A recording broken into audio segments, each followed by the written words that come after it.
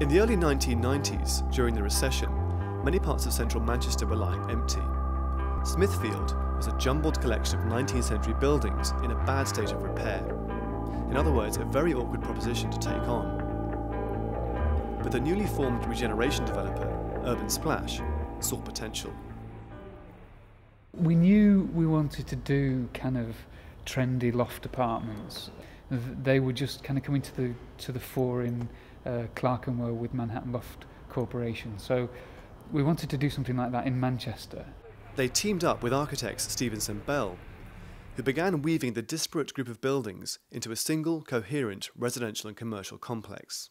Having discovered the fantastic industrial archaeology which exists in this building, our task then was to create workable, exciting, bespoke residential apartments within a very deep planned shell. Looking around the building now, it's hard to imagine what kind of state the place was in. The columns that you see, the beams that you see, we didn't know they existed. The colonnade, the light well, none of that we knew about until we'd stripped out the building. This was developer-led regeneration, working with the existing urban grain. You know, when we started to uncover what we had here, it was clear that we could create this fantastic internal atrium and have the apartments very quiet on this side and quite noisy on the outside.